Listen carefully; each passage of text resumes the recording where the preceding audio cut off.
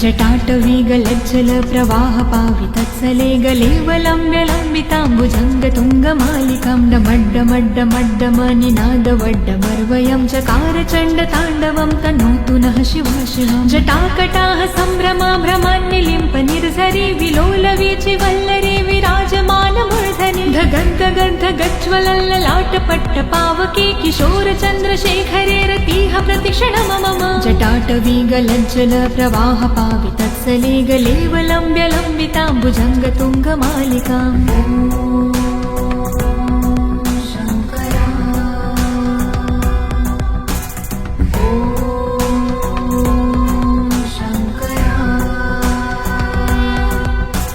धराधरेन्द्र नन्दिनी विलास बन्धु बन्धुरसुराद्रिगन्ध सन्तति प्रमोदमान मानसे कृपाकटाक्षधारिणी निरुद्ध दुर्धरापदि कवच दिगम्बरे मनो विनोद मे तु वस्तुनि जटाभुजङ्ग पिङ्गल स्फुरत्फणामणि प्रभा कदम्ब कुङ्कुमाद्रव प्रलिप्त दिग्वधूमुखे मदान्ध सिन्धुरस्फुरत्वगुत्तरीय मेदुरे मनो विनोद धुत्तं बिम्भर्तु भूतभर्तरे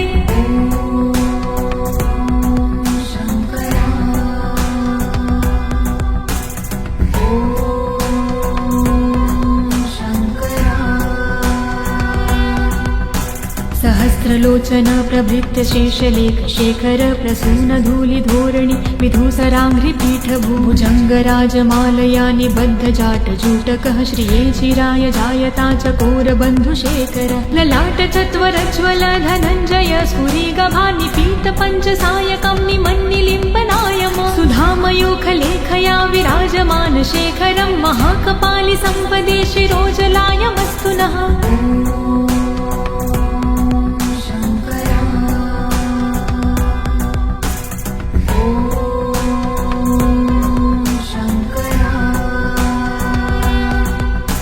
करालभालपट्टिकाध गद्द गद्द गज्वल धनञ्जयाधरीकृत प्रचण्ड पञ्चसायके धराधरेन्द्र नन्दिनी कुचाग्रचित पत्रक प्रकल्पनैक शिल्पिनी त्रिलोचने मते मम नवीन मेघमण्डली निरुद्ध दुर्धर स्फुरत् कहो निशीथिनी तमः प्रबन्ध बन्धुकन्धरः निलम्पि निर्झरीधरस्तनोतु कृत्ति सिन्धुरः कलानिधान बन्धुरः श्रियं जगन्ध धुरन्धर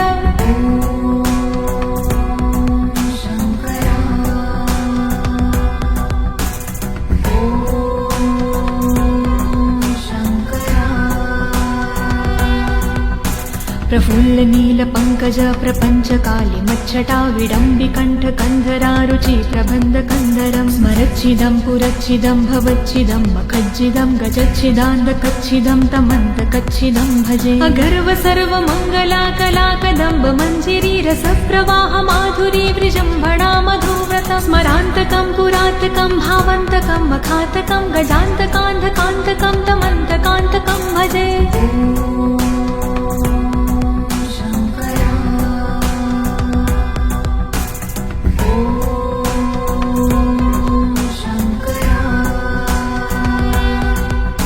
जयद्वद ब्रवीभ्रम ब्रमद्द जङ्गमस्फुर धगद्दगद्विनिर्गमत्कराल बाल हव्यव धिमिद्धिमिद्धिमिद्धिमिन्मृदङ्गतुङ्गमङ्गलं ध्वनिक्रम प्रवर्तित प्रचण्ड ताण्डव शिव दृशाद्विचित्रतल्पयोर्भुजङ्गमौक्तिकं स्रजो गरिष्ठरत्नलोष्टयो सह द्विपक्षपक्षयो त्रिणारविन्द चक्षुषो प्रजामहिन् महेन्द्रयो समं प्रवर्तयन्मनः कदा सदा शिवं भजे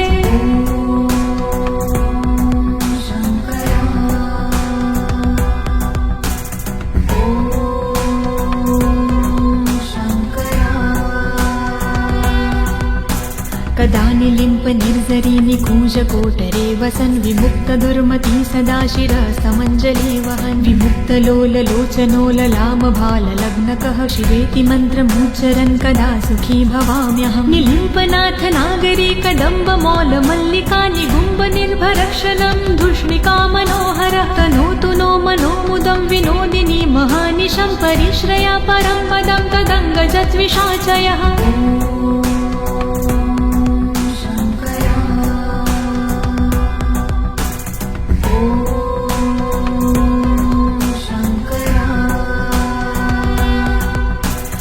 प्रचण्डवाडवानल प्रभाशुभ प्रचारिणी महाष्टिसिद्धकामिनी जनावहूतजल्पना विमुक्तवामलोचनो विवाहकालिकध्वनि शिवेति मन्त्रभूषगो जगज्जयाय जायता इमं हि नित्यमेव मुक्तमुत्तमोत्तं स्तवं पठन् स्मरन् ब्रुवन्नरो विशुद्धमेति सन्ततं हरे गुरोसु भक्तिमाशु याति नायशागति विमोहनं हि देहनातु शङ्करस्य चिन्तनम्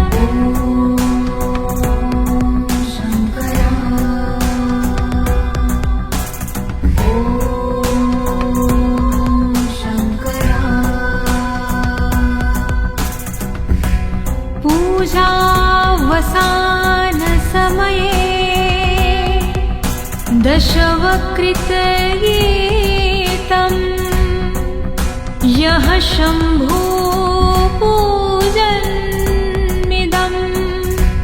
पठति प्रदोषे तस्य स्थिरा रथगजेन्द्र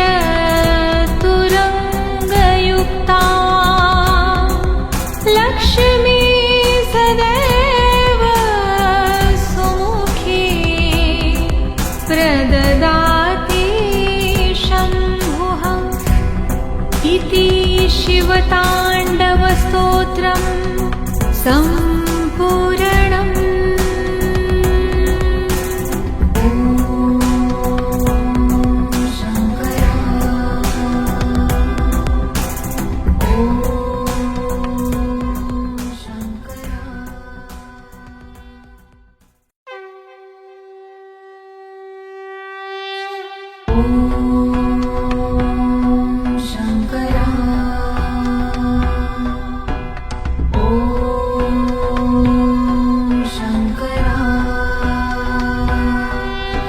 जटाटवीगलज्जल प्रवाहपावितत्सले गलेवलम्ब्यलम्बिताम्बुजङ्गतुङ्गमालिकां डमड्डमड्डमड्डमनिनादवड्डमर्वयं चकारचण्डताण्डवं तनोतु नः शिवा शिवम् जटाकटाः सम्भ्रमा भ्रमान्निलिम्प निर्झरि विलोलवीचि वल्लरी विराजमानमूर्धनि धगन्धगन्धगज्ज्वलल्ललाटपट्टपावके किशोरचन्द्रशेखरे रतिः प्रतिक्षणं मम जटाटवीगलज्जल प्रवाहपावितत्सले गलेवलम्ब्यलम्बिताम्बुजङ्गतुङ्गमालिकाम्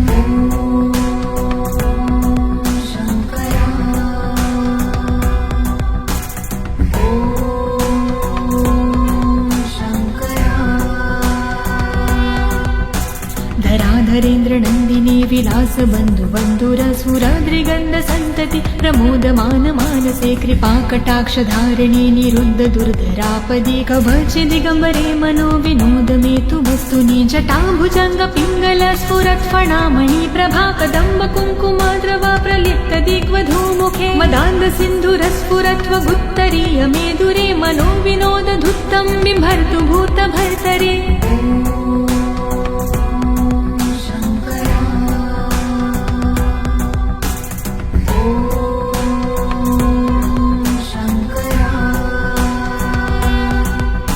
सहस्रलोचन प्रभृत्य शेषलेख शेखर प्रसून धूलिधोरणि विधूसराङ्घ्रिपीठभुजङ्गराजमालया निबद्धजाटजूटकः श्रिये चिराय जायता चकोरबन्धुशेखर ललाटचत्वरज्वल धनञ्जय स्फुरिगभानिपीतपञ्चसायकं निमन्निलिम्पनायम सुधामयूखलेखया विराजमान शेखरं महाकपालि सम्पदे शिरोजलायमस्तु नः।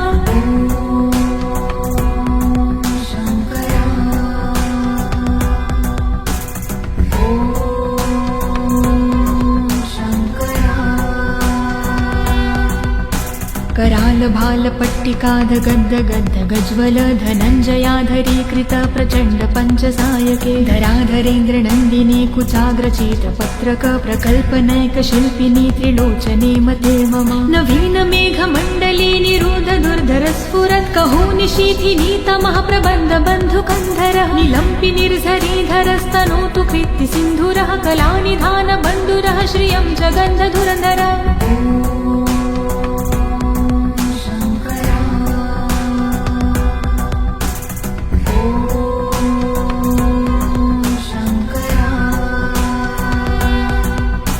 प्रफुल्ल नील नीलपङ्कज प्रपञ्चकाली मच्छटा विडम्बिकण्ठ कन्धरारुचि प्रबन्धकन्धरं स्मरच्छिदं पुरच्छिदं भवच्छिदं मखज्जिदं गजच्छिदान्धकच्छिदं तमन्तकच्छिदं भजे अगर्व सर्वमङ्गला कलाकदम्ब मञ्जिरी रसप्रवाह माधुरी विजृम्भणा मधुव्रतं स्मरान्तकं पुरान्तकं भावन्तकं मखान्तकं गजान्तकान्धकान्तकं तमन्तकान्तकं भजे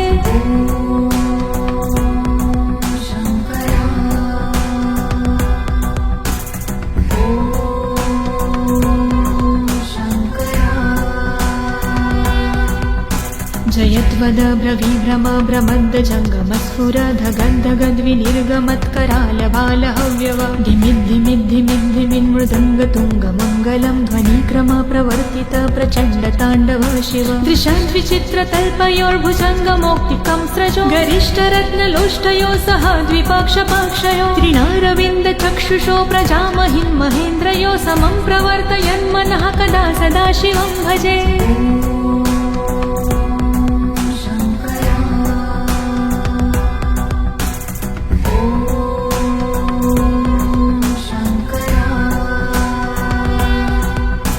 कदा निलिम्प निर्झरी निकूजकोटरे वसन् विमुक्त दुर्मती सदा शिरसमञ्जलि वहन् विमुक्त लोललोचनो ललामभाललग्नकः शिवेति मन्त्रमुच्चरन् कदा सुखी भवाम्यहं निलिम्पनाथ नागरी कदम्ब मौलमल्लिका निगुम्ब निर्भरक्षणं धूष्णिका मनोहरः तनोतु नो मनोमुदं विनोदिनी महानिशं परिश्रया परं पदं तदङ्गजद्विषाचयः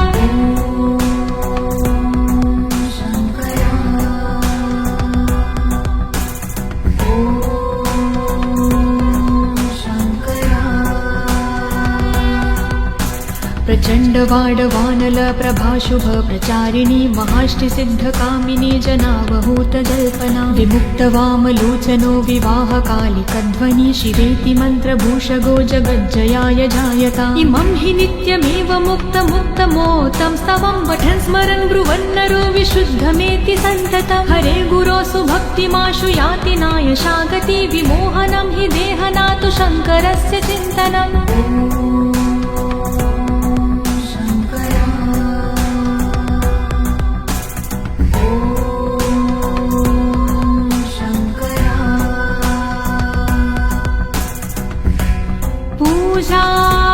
पूजावसान समये दशवक्त्रगीतं यः शम्भो पूजन्मिदं पठति प्रदोषे तस्य स्थिरा रथगजेन्द्र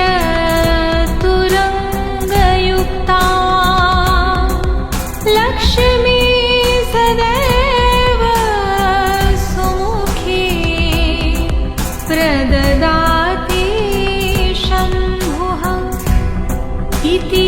शिवताण्डवस्तोत्रम्